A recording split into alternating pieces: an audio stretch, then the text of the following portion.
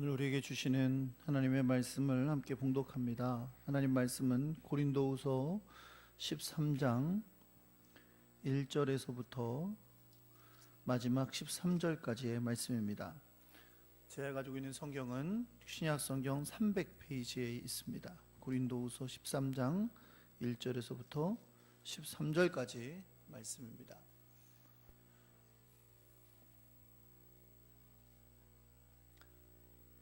제가 한 절 읽고 여러분 한 절 읽고 우리 교독하겠습니다.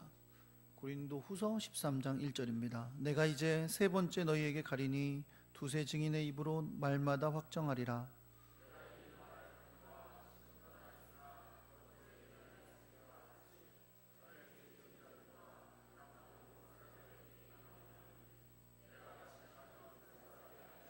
이는 그리스도께서 내 안에서 말씀하시는 증거를 너희가 구함이니 그는 너희에게 대하여 약하지 않고 도리어 너희 안에서 강하시니라.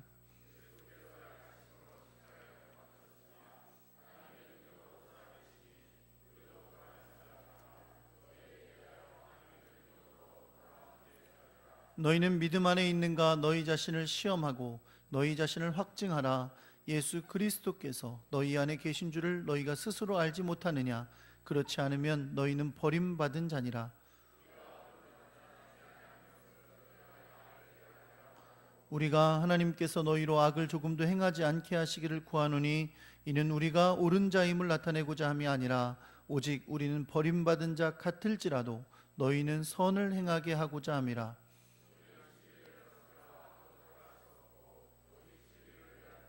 우리가 약할 때에 너희가 강한 것을 기뻐하고 또 이것을 위하여 구하니 곧 너희가 온전하게 되는 것이라.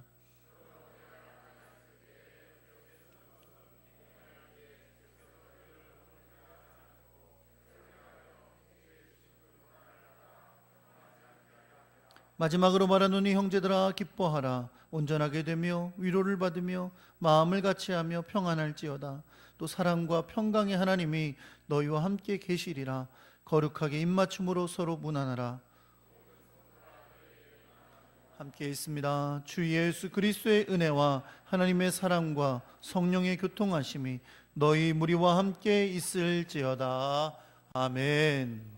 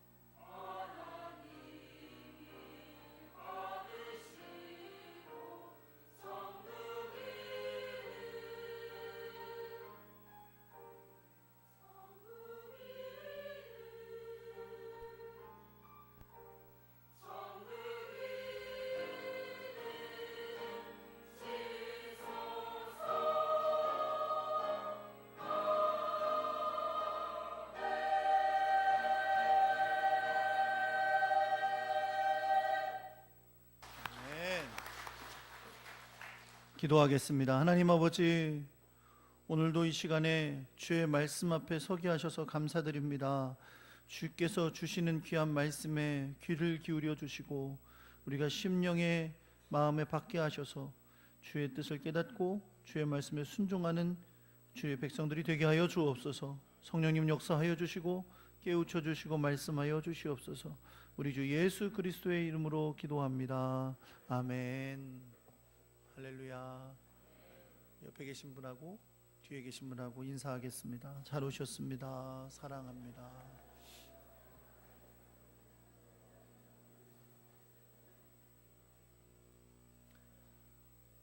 하나님의 사랑과 은혜와 축복이 여러분과 함께 하시기를 우리 주 예수 그리스도의 이름으로 축원합니다. 한번 따라해 보겠습니다. 오직 진리를 위하여. 오늘 우리 오직 진리를 위하여 라는 제목으로 여러분과 함께 말씀을 나누려고 합니다. 제가 제 아내와 결혼하기 전에 연애할 때죠. 거의 결혼하기로는 하고 연애를 할 때 이제 결혼을 하면 미국에 유학을 갈 생각을 하고 있었기 때문에 영어 공부를 하고 또 사실 어느 정도 자금도 좀 준비하고 그러려고 하고 있을 때 이제 우리말로 하면 아르바이트 자리를 찾으러 다닌 적이 있어요. 근데 저희는 이제 학원 강사 같은 거를 한번 해보려고, 다 대학을 졸업한 사람들이니까 이렇게 학원 강사를 해보려고 그런 자리를 찾아보러 다닌 적이 있습니다. 저는 이제 유학을 가려고 막 영어 공부를 했으니까 영어를 가르쳐야 되겠다 이제 그렇게 생각을 하고 있었고, 제 아내는 이전에도 좀 그렇게 강사로 일을 해본 적이 있어서 주로 이제 수학을 가르치려고 그렇게 자리를 찾곤 했었어요. 근데 어느 날 이렇게 교차로 같은 거 있죠? 교차로 벼룩시장 뭐 이런 거, 거기에 보면 이제 학원을 모집하는 광고가 있는데 어느 학원에서 영어 강사 1명, 수학 강사 1명 이렇게 뽑는 거예요. 야, 잘 됐다. 여기 학원에 가면 연애할 때니까 같이 하는 게 좋잖아. 무조건 같이 다니는 게. 그러니까 같이 가서 영어 가르치고 수학 가르치고 또 만나서 끝나고 같이 집에 가고 뭐 이러면 그러면 좋겠다. 그러고서 거기를 이제 지원을 하려고 이력서를 쓰고 막 그래가지고 이제 갔습니다. 가서 원장님 만나고 이렇게 면접을 했어요. 그랬는데 어떻게 됐을까요? 저는 떨어지고 제 아내는 됐어요. 물론 그 학원에서 가르치지는 않았던 기억이 있어요. 합격을 했는데 가진 않았던 기억이, 다른 학원에 갔던 기억이 나는데 왜 저는 떨어지고 제 아내는 합격했을까요? 네? 조심하셔야 돼요, 말할 때. 지금 괜히 뭐 이상한 말을 했다가 저한테 오해 사시 마시고. 네. 이유는 경력이에요, 경력. 제 아내는 가르친 적이 있으니까 이력서에 어느 학원에서 어떻게 가르쳤다 이렇게 써 있었을 거 아니에요. 저는 한 번도 가르친 적이 없으니까 이력서가 깨끗했단 말이죠. 그 부분에 관해서는 깨끗했어요. 그랬더니 뭐 원래는 시연도 시켜보고 이렇게 하는데 시켜보지도 않고 저는 탈락, 제 아내는 합격 막 그랬었어요. 제 아내 되게 미안해했습니다. 왜냐면 제가 거기 가자고 막 그랬거든요. 근데 자기는 합격하고 전 떨어지니까 되게 미안해하고 그랬어요.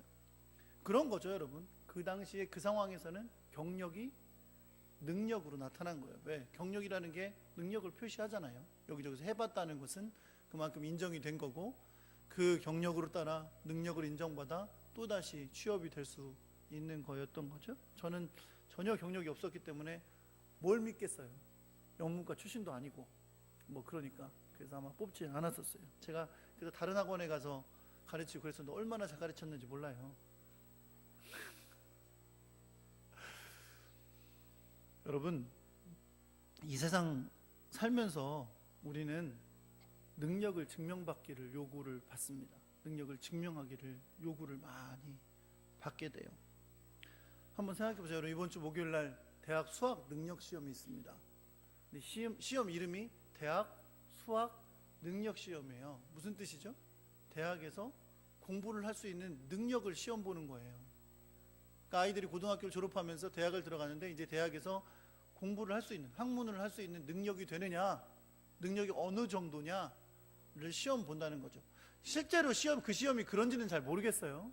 실제로 정말 그런 능력을 구분할 수 있는 그런 잣대가 될 수 있는지는 정확하게 잘 모르겠지만 어쨌든 시험의 이름 자체가 그렇죠? 능력을 증명해야 되는, 내가 대학에 가서 공부를 할 수 있다, 이런 학문을 공부할 수 있다는 능력을 증명해내는 시험인 것이죠. 가만히 생각해보면 여러분, 우리의 삶도 계속 그런 능력을 증명하라는 시험을 받으면서 자라가게 됩니다. 학교에 다니면 학교에서 시험 보잖아요. 중간고사, 기말고사 이렇게 보는데, 그게 다 그동안 배운 것을 잘 알고 있고 능력이 있느냐라는 걸 증명하라고 그런 시험을 보게 되죠. 그리고 이제 상급 학교로 진학할 때, 중학교 진학할 때, 고등학교 진학할 때, 대학 진학할 때 다 그 상급 학교로 올라갈 만한 능력을 가졌는지 그것에 따라 또 시험을 받게 됩니다. 그러다가 이제 대학을 또 졸업하면, 혹은 고등학교를 졸업하면 취업을 해야 되죠. 취업할 때도 그 회사에 쓸모가 있는 사람인지 능력을 또 증명받기를 요구하잖아요. 그것이 시험이 될 수도 있고, 혹은 뭐 어떤 서류적인 증명이 될 수도 있겠지만, 그런 계속 내 능력을 증명해야 되는 일을 만나게 됩니다. 그리고 또 뭐 우리 삶에서도 그 어렵다는 운전면허 시험도 운전을 할 수 있는 능력이 되는가, 그거를 증명해야 되는 거잖아요. 그런 시험들을 계속 보면서 우리가 살게 되는 것 같아요. 지금 이렇게 생각해 보니까 정말 그런 것 같아요. 그렇죠? 참 우리 능력을 증명받아야 되는 곳이 많구나. 여러분은 다 그런 걸 통과하신 분들이죠. 아닌가 봐. 여전히 통과할 게 있으신가요? 계속 그런 걸, 우리 아이들은 정말 지금 그 어느 한 위치에 있는 거예요. 그걸 계속 통과해서 능력을 증명하며 올라와야 되는 위치에 있는 거죠. 그래도 여러분, 자기가 열심히 노력하고 능력이 생기고, 그래서 능력을 증명해서 인정받으면 일할 수 있는 곳, 내가 그곳에서 내 능력 따라 인정받을 수 있는 곳, 그런 곳이 있다면 좋은 거죠. 그건 어떻게 보면 건강한 사회입니다. 내가 노력한 만큼 결과도 얻을 수 있다면 건강한 사회인 거죠. 근데 안타깝게도 우리나라는 아직도 그런 공평하기보다는 권력의 등에 업었거나, 아니면 좋은 사람 잘 알고 있으면 능력과 관계없이 좋은 자리를 얻을 수도 있고 유익을 얻게 되는 그런 사회가 되어 있기 때문에 지금 우리나라도 그런 일로 말미암아 큰 아픔을 겪고 있습니다. 어떤 여대생 입에서 이런 말이 나왔다잖아요. 그 관련된 여대생 입에서, 누군지 다 아시죠? 돈도 실력이다. 부모를 원망해라. 그랬다잖아요. 그러니까 그게 벌써 뭐가 드러나는 거예요? 그게 자기가 살아온 삶의 환경이 드러나는 거예요. 돈이면 다 해결되는 걸 눈으로 보고 자란 거죠. 그러니까 돈도 실력이라는 거예요. 돈 많으면 그만큼 인정받을 수, 돈이 실력인지 정말 잘 모르겠지만 그렇게 말했다고 하는, 벌써 이 사회의 어두운 측면을 보여주는 그 대학생 아이의, 20살밖에 안 된 아이의 입에서 나온 이야기입니다. 여러분, 우리나라에 이런 아픔을 도려내는 일이 결코 쉽지 않아서, 어제도 그냥 개최 측의, 주최 측의 파악으로는 100만이면 우리나라 50분의 1에 되는 사람들이 모였다는 건데, 수많은 사람들이 모여 그 아픔을 이야기해야 되는 상황 가운데 있습니다. 물론 우리가 이런 일로 너무 마음이 아프고 또 소망을 잃는 것 같은 생각이 들지만, 그러나 이런 일을 잘 또 이겨내고 잘 고쳐내면 또 이 나라가 더 건강하고 좋은 나라가 될 수 있을 거고, 더 좋은 사회로 나아갈 수 있을 거라고 믿습니다. 사랑하는 성도 여러분, 이렇게 우리가 살아가는 삶은 언제나 계속해서 우리의 능력을 증명할 것을 요구하는 삶입니다. 그렇다면 여러분, 우리의 신앙은 어떻습니까? 우리의 신앙도 그 신앙의 정도를, 믿음을 증명해야 하는 것일까요? 오늘 우리는 우리 본문 가운데서 자신의 사명과 직분에 관해서 능력을 증명할 것을 요구받는 한 사람을 만나게 됩니다. 그 사람은 당연히 사도 바울이고요. 사도 바울은 지금 고린도 교회를 어지럽히고 또 사도 바울을 공격하는 대적자들에 의해서 당신이 정말 하나님의 사도인지, 예수 그리스도의 부름을 받은 사도인지를 증명하십시오 라는 요구를 받고 있습니다. 그런데 그들의 요구는 이거예요. 당신이 고린도 교회 이 성도들에게 진정한 사도임을 능력으로 증명하십시오 라고 요구를 받고 있는 거예요.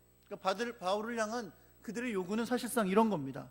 그들 앞에서 직통 계시를 받는 것을 보여주거나, 하나님의 음성이 직접 들려지는 걸 보여주거나, 아니면 표적을 나타내거나, 아니면 어떤 기적을 베풀어서 당신이 정말 하나님이 사용하시는 능력 있는 사람인 것을 보이라고 요구하는 거예요. 여러분, 왜냐하면 그것이 하나님 앞에 신령한 사람으로 쓰임받는다는 것을 증명하는 것이라고 그들이 믿었기 때문입니다. 여러분, 이들이 사도 바울에게 이걸 요구하는 것을 통해서 우리가 뭘 깨달을 수 있냐면, 그 당시 거짓 사도들 가운데 분명 이들이 지금 사도 바울에게 요구하는 것처럼 어떤 계시를 받거나 능력을 행하거나 기적을 행하는 사람이 있었다는 거예요. 그러면서 그들이 주장하는 거죠. 우리는 이런 능력을 행할 수 있어. 진짜 사도니까. 근데 사도 바울은 뭐야? 이런 능력을 행하지 못하잖아. 당신이 정말 사도라면 이런 능력을 행하는 걸 우리 앞에 보여서 증명하라고 요구를 하고 있다는 거죠. 사랑하는 성도 여러분, 잊지 마시기 바랍니다. 사탄은 속이는 영이고요, 그 기적과 표적과 같은 속임수로 사람들을 언제든지 넘어뜨릴 수 있다는 걸 여러분 기억하시기 바랍니다. 이번에 우리나라가 이렇게 시끄러운 상황 가운데 있는데 새롭게 떠오른 이름 하나가 있죠. 이전부터 이 나라를 뒤흔들었던 최태민이라는 사람이에요. 신문에서 언론에서 최태민 목사라고 하는데, 우리 이 사람을 목사라고 부를 수가 없어요. 정식으로 목사 안수를 받는 그 코스를 걸어간 적이 없는 사람, 자기 혼자 머리에 안수를 줬는지 어쨌는지 모르지만 최태민 목사라고 말하는데, 사실 목사가 됐던 적이 없는 사람입니다. 이 사람은 완전히 사이비 교주 같은 사람이에요. 옛날에도 영세교 같은 거를 만들어서 사이비 같은 역할을 했던 사람이죠. 본래 이름이 이제 사이비 무당 같은 역할을 할 때 이름이 원자경이었다 그래요. 그 사람이 그런 일을 할 때 원자경이라는 이름으로 영세계 원리라는 걸 강의하고 집회를 하고 그랬는데, 놀라운 사실은 여러분, 그 당시에 한국 사회를 뒤흔들고 있던 이단 사이비 교주들과 용하다는 무당들이 다 그 사람 앞에 와서 엎드렸었대요. 대단하죠. 왜냐하면 이 사람이 원체 센 영을 가졌대. 우리를 말하면 센 귀신들인 거예요. 센 귀신. 무당들도 서로 알아본다잖아요. 누가 더 센 귀신을 들였는지 알아본다잖아요. 이 사람이 원체 센 거에 들려 있어서 그 당시에 사이비 교주들, 용하다는 무당들이 다 와서 그 앞에 엎드렸었대요. 여러분, 지금 우리나라가 그런 사이비 종교의 영향을 받고 있다면 이게 기가 막힌 일 아니겠어요? 그러니까 벌써 문제를 일으켜도 크게 일으켜. 그래갖고 이 나라가 지금 어지럽히고 있는 거라는 생각이 들기도 합니다. 여러분, 사탄은요, 우리가 생각하지 못하는 일을 할 수 있어요. 물론 하나님도 우리가 성경을 통해 보는 것처럼 수많은 기적적인 일을 통해서 하나님의 살아계심과 또 주님의 복음의 역사를 증명하십니다. 그러나 사탄도 그런 외적인 능력을 통해서 사람들을 유혹하고 넘어뜨릴 수 있다는 거죠. 사람은요, 외적으로 이런 능력 같은 거 보면 금방 마음이 흔들려요. 쏠리고요. 그 목사님들도 만나면 그래요. 여러분, 목사님들 목회하는 게 힘드니까 열심히 목회하는데도 교회가 성장이 안 되고 어렵다 그러면 어떤 목사님 꼭 이렇게 얘기해요. 거봐, 그러니까 병자를 한 명 고쳐, 이런다거나 그러라는 거예요. 물론 하나님께서 그 역사도 일으키실 수 있는 줄 믿습니다. 그러나 그게 다는 결코 아니라는 거예요. 그것만 하면 사람들이 올 수 있으니까 그걸로 유혹하려고 한다면 그것은 참된 진리를 가르치지 못할 수 있다는 거죠. 사도 바울에게도 여러분, 사람들이 그런 외적인 능력을 보이기를 요구했던 거예요. 오늘 본문에서 사도 바울은 이들의 이 요구에 응답하면서 우리 신앙생활에 너무나 중요한 것들을 가르쳐 주고 있습니다. 여러분, 생각해 보세요. 사도행전에서 보면 사도 바울이 능력이 없었습니까? 아니요. 사도 바울은 천국을 갔다 온 사람이에요. 하나님 천국을 보여주셨던 사람이고, 온갖 계시와 능력과 기적이 그의 사역 가운데 나타났던 사람이 사도 바울입니다. 만약 그들이 그걸 요구한다면 사도 바울은 언제든지 하나님의 능력을 힘입어 행할 수도 있었을 것입니다. 사실 우리가 고린도후서에서 계속 보았던 것처럼 사도 바울은 사람들이 사도 바울을 비판하는 내용 가운데 사실은 그렇게 보여줄 수 있는 것이 많이 있었어요. 한 가지가 그거였죠. 왜 생활비를 받지 않냐고. 받으면 되죠. 사람들이 그것 때문에 나를 비판한다면 생활비 받으면 되죠. 그렇지 않습니까? 이미 있으니까 더 받으면 안 된다? 여러분 같으면 그러시겠어요? 있어도 또 받는 거죠. 더 있으면 더 좋은 거죠. 그렇게 받을 수도 있었을 거예요. 왜? 그게 내가 비판받는 이유가 된다면. 그러나 여러분, 성경은 우리에게 뭘 보여줍니까? 사도 바울은 결코 그 비판을 벗어나기 위해서 타협하지 않았다는 거예요. 왜냐하면 고린도 교회 성도들이 참된 진리를 깨달아 하나님 안에 온전한 하나님의 백성이 되기를 원했기 때문입니다. 그 사도 바울은 고린도 교회 신앙이 그저 눈에 보이는 것에만 머물러 있는 것을 원하지 않았습니다.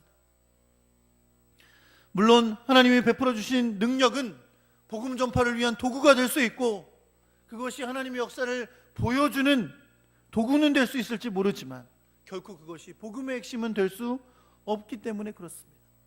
사도 바울은 오히려 사람들에게 연약한 것을 보여주면서 약한 자를 이용해 하나님의 역사를 일으키시는 하나님의 놀라운 일들을 보여주고자 했던 겁니다. 왜요? 그것이 바로 복음의 핵심이기 때문입니다. 그리스도께서 바울을 통해 말씀하시는 것이 바로 그것이었다는 거죠. 여러분 한번 생각해 보세요.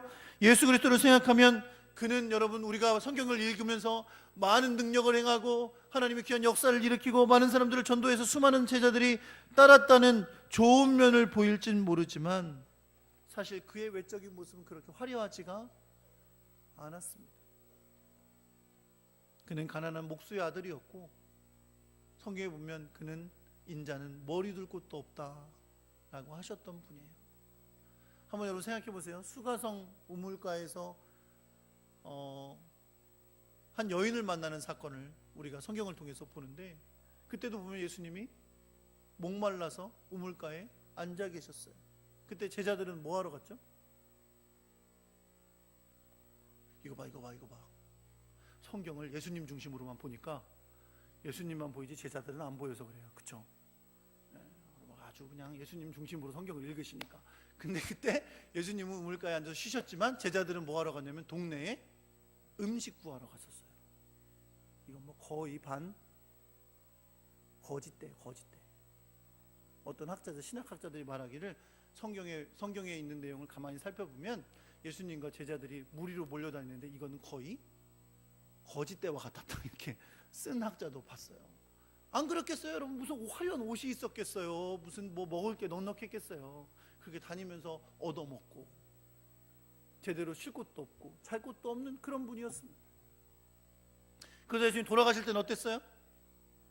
종교 지도자들에 의해서 조롱을 당하시고 비판을 당하시고 매도 맞고 채찍도 맞고 로마 병정들에 의해서 옷이 찢겨지고 온갖 고통과 수치를 당하셨습니다. 그리고 십자가의 길로 걸어가시는데 아무런 능력도 나타내지 않으십니다. 그저 묵묵히 그 고난의 길을 걸어가시는 것을 우리는 성경을 통해서 볼 수 있습니다. 어떻게 생각해 보면 너무 연약해 보이고 패배한 것처럼 보이고 실패한 것처럼 보이지만 그렇게 십자가를 위해서 돌아가신 예수님을 하나님께서 3일 만에 살리신 줄 여러분 믿으시기 바랍니다. 그리고 승천하셔서 지금은 하나님 우편에 앉아 계신데 성경은 분명 그가 하나님 안에서 큰 권세를 얻어서 하늘에 있는 자들과 땅에 있는 자들과 땅 아래에 있는 모든 자들이 예수 그리스도를 주라 고백하며 그분 앞에 엎드린다고 말씀하고 있습니다. 그렇기 때문에 예수 그리스도 십자가의 구원의 은혜와 부활로 말미암아 구원받은 그리스도인들에게 있어서 예수님은 더 이상 연약한 분이 아니십니다. 그분은 강하신 분인 줄 믿습니다. 이것이 바로 십자가의 원리이고 복음의 원리이고 우리 신앙생활의 원리입니다. 사도 바울은 자신에게 능력으로 증거를 나타내기를 원하는 그들에게 오히려 약한 것만을 보인다고 말씀합니다. 왜요? 그도 예수님처럼 박해와 고난 가운데 있었지만 그 박해와 고난 가운데서 오히려 능력의 하나님을 드러냈기 때문에 그렇습니다. 그렇기 때문에 사도 바울도 주님처럼 약한 것이 아니라 강한 것입니다. 왜냐하면 그 약함을 통해 하나님의 능력이 살아 있기 때문에 그렇습니다. 사랑하는 반석교회 성도 여러분, 성도의 믿음의 증거는 어떤 다른 능력으로 증명되어지는 것이 아닙니다. 성도에게 있어서 중요한 것은 진정으로 예수 그리스도가 내 안에 살아 계신가, 그것이 확증되는 것이 중요한 줄 여러분 믿으시기 바랍니다. 사도 바울은 고린도 교회 성도들에게 선포하고 있어요. 자기 자신에게 능력을 보이라고 요구하는 그들에게 이렇게 선포합니다. 너희가 나에게 사도의 증거를 요구할 것이 아니라 먼저 너희는 믿음 안에 있는가, 너희 자신을 시험하고 너희 자신을 확증하라 라고 말합니다. 그들이 요구하고 있는 바울이 진짜 사도인지 아닌지는 바로 너희가 증명하게 될 거라는 거예요. 만약에 사도 바울이 전한 복음으로 말미암아 너희가 진정 믿음 안에 있고 그것이 확실하다면 그것은 내가 진정한 사도라는 의미라는 거죠. 사랑하는 성도 여러분, 바울은 복음을 전했지만 이제 그들 스스로 진정한 믿음이 그들에게 있는지 시험해야 됩니다. 이건 정말 우리가 이번에 수학능력 시험 보는 것처럼 시험에 통과한다는 의미로 쓴 글이에요. 날마다 너희 자신에게 시험하여 확증하라는 거예요. 뭐를요? 정말 네가 믿음 안에 있는지. 바울은 너희가 믿음 안에 있는지 자신을 시험하고 자신을 확증하라 라고 그들에게 말하면서 통과하는 정답을 가르쳐 줍니다. 뭐라고요? 예수 그리스도께서 너희 안에 계신 줄을 너희 스스로 알아야 한다는 거예요. 사랑하는 성도 여러분, 날마다 주님 앞에 자기 자신을 시험하여 믿음 안에 내가 있는지를 확증하는 여러분과 제가 되기를 예수 그리스도의 이름으로 축원합니다. 바울은 담대하게 이렇게 말합니다. 만약 예수 그리스도께서 너희 안에 계신 줄을 너희 스스로 알지 못한다면 너희는 버림받은 자다. 세상에 수많은 시험이 많습니다. 수학능력 시험도 있고 운전면허 시험도 있고 떨어지면 불편한 시험이 너무너무 많아요. 그렇죠? 시험을 보는데 합격하면 좋지만 떨어지면 그 결과가 별로 좋지가 않습니다. 그런데 여러분, 시험에 불합격했을 때 불이익을 보는 게 너무너무 많지만 오늘 여러분과 저에게 가르쳐 주시는 이 시험처럼 불합격하면 불행한 일이 없어요. 왜요? 너희가 예수 그리스도가 너희 안에 계신 줄을 스스로 알지 못한다면 너희는 버림받은 자다 라고 선언하고 계시기 때문에 그렇습니다. 사랑하는 성도 여러분, 대학에 떨어져도, 입사시험에 떨어져도, 운전면허증 시험에 떨어져도, 다른 자격증 시험에 떨어져도 결코 이 시험에서는 떨어지면 안 됩니다. 어떤 시험이요? 내 안에 그리스도께서 살아계신지 날마다 나 자신을 확증하여 시험하면서 날마다 합격하는 하나님의 사람들이 되어야 할 줄 믿습니다. 물론 날마다 새로 구원받아야 된다는 뜻 아니에요. 그러나 우리의 신앙생활이 날마다 우리 자신을 확증하며 보면서 내 안에 주님께서 살아계신지 확증해보는 하나님의 귀한 사람들 되시기를 예수 그리스도의 이름으로 축원합니다. 우리가 보는 여러 가지 시험 있잖아요. 대학 수학시험 능력 보는 거, 이거 다 중요합니다. 그러나 여러분, 그 무엇보다 중요한 게 주님 앞에 주님이 내 안에 살아계시고 내 안에서 역사하시고 내가 주를 안에서 살아가고 있는지, 그것처럼 중요한 게 어디 있냐는 거죠. 제가 청년부를 직접 지도하잖아요. 청년부를 너무 어려워서 제가 직접 하는 거예요. 그런데 요즘 가끔 얘기를 들으니까 제가 얘기를 안 하려고 그러다 하는 거예요. 모르겠다, 나도 그래서 하는 거예요. 막 얘기를 들어보니까 제가 그전에도 많이 얘기를 들었었는데 우리 고3 아이들 중에 이제 대학 시험 보고 합격하면 청년부에 올라와야 되잖아요. 그럼 청년부에서는 이걸 가슴 떨리게 기다리고 있단 말이야. 우리가 고등학교 졸업하고 이제 올라오겠지 그러면서. 근데 애들 사이에 벌써 그런 얘기가 들리는데, 무슨 얘기가 들리냐면 이제 고등학교 졸업하고 청년부 가면요, 청년부 안 가고요, 주일 낮 11시 예배만 드릴 거예요. 그런 얄미운 애들이 있대. 물론 그냥 하는 얘기겠죠. 그 진짜 그러겠어요? 그렇죠? 그런 얘기를 들으니까 제가 어떤 마음이 드냐면, 내가 이러려고 담임 목사를 했나 하는 자괴감이 있어요. 여러분 대학 시험 합격증 들고 대학 졸업장 들고 주님 앞에 가서 주님 나 대학 나왔으니까 천국 가게 해주세요. 뭐라 그러겠어요 주님이? 넌 도대체 뭔 소리라는 거냐? 그러실 거예요. 그렇죠? 하나님 제가요 이런 자격증도 있고 이런 자격증도 있고요. 어느 회사에서요 제가 되게 일을 잘했어요. 그래서요 상도 많이 받았고요. 그랬어요. 그러니까 하나님 상급 주세요. 뭐라 그러실까요? 넌 도대체 뭔 소리를 하는 거냐? 그러실 거예요. 여러분과 제가 매일매일 주님 앞에서 예수 그리스도가 내 안에 살아계신지를 확증하여 시험하면서 하나님이 기뻐 받으시는 주의 백성 될 수 있기를 우리 주 예수 그리스도의 이름으로 축원합니다. 결코 그 시험에 떨어져서는 안 됩니다. 날마다 그 시험에 나는 주님 앞에 있다는 걸 확증할 수 있는 여러분과 제가 되기를 우리 주 예수 그리스도의 이름으로 축원합니다. 여러분 예수 그리스도께서 여러분 안에 계신 것을 믿으십니까? 그렇다면 그것이 여러분이 믿음 안에 있는 하나님의 백성임을 나타내는 증거입니다. 날마다 이것을 하나님 앞에 확증하시며 승리하는 하나님의 백성 되시기를 예수 그리스도의 이름으로 축원합니다. 그냥 당연히 그런 것으로 여기지 마시기 바랍니다. 여러분이 진정 그리스도 안에 있는 믿음으로 사는 사람이라면 여러분 자신이 성령 안에서 당연히 그것을 깨닫게 될 것입니다. 그런데 중요한 것은 진정 그리스도 안에 거하며 믿음의 사람이라면 세상적으로 강한 것, 외적으로 좋아 보이는 것, 화려한 것을 추구하는 그러다가 악을 행하는 자로 사는 것이 아니라 비록 나는 약할지라도 나는 가진 것이 없을지라도 너무나 부족할지라도 오로지 주의 진리 안에서 살아가려고 하는 사람들이 되는 것인 줄 여러분 믿으시기 바랍니다. 오늘 8절 말씀해 보면 사도 바울이 이렇게 말씀합니다. 우리는 진리를 거슬러 아무것도 할 수 없고 오직 진리를 위할 뿐이니라 라고 말씀합니다.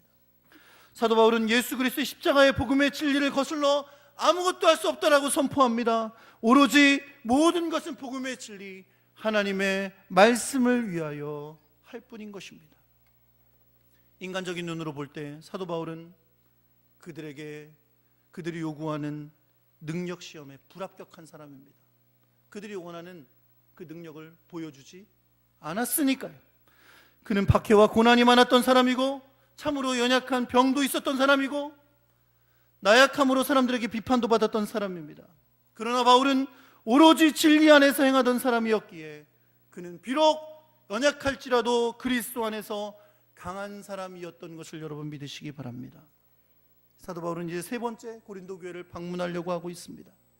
바울은 이번 방문할 때 죄를 짓고 교회를 어지럽히는 자들에게 강한 모습으로 나가겠다고 말합니다. 심지어 바울은 2절에서 내가 다시 가면 너희를 용서하지 아니하리라 라고 말합니다. 비록 바울은 자신의 연약함을 통해 하나님의 능력을 드러내려는 사람이지만 진리 앞에는 담대한 사람이었습니다. 그들이 그것을 진리 앞에 온전히 세워져야 하기 때문에 그 진리 앞에 그들이 서도록 담대하게 나갔다는 것입니다. 사실 여러분 사도 바울이 이 메시지를 편지를 통해 보내는 것은 그들을 직접 만났을 때는 그렇게 그들에게 책망하고 치리해야 되는 상황이 없기를 바라면서 미리 보내고 있는 것입니다. 사랑하는 성도 여러분, 세상에서 우리의 능력을 나타내고자 하는 시험에 대해 얼마나 많이 걱정하고 얼마나 많이 노력하십니까? 하지만 여러분 우리에게 또 다른 시험이 있음을 잊지 마시기 바랍니다. 날마다 우리의 믿음을 확증하여 시험에 통과하셔야 됩니다. 그것은 성령 안에서 우리가 그리스도 안에 있음을 확신하며 우리의 삶이 항상 진리를 쫓는 삶을 살아가는 것입니다. 비록 세상에선 약할지라도 내가 진리를 향해 쫓는 삶에는 강한 사람들이 되어야 할 줄 믿습니다. 복음의 진리가 주 안에 우리가 주 안에 있음을 확증해주는 진리이기 때문에 그렇습니다. 하나님의 사람으로 믿음 안에 진리 안에 승리하며 살아가는 그런 하나님의 강한 사람들이 될 수 있기를 우리 주 예수 그리스도의 이름으로 축원합니다.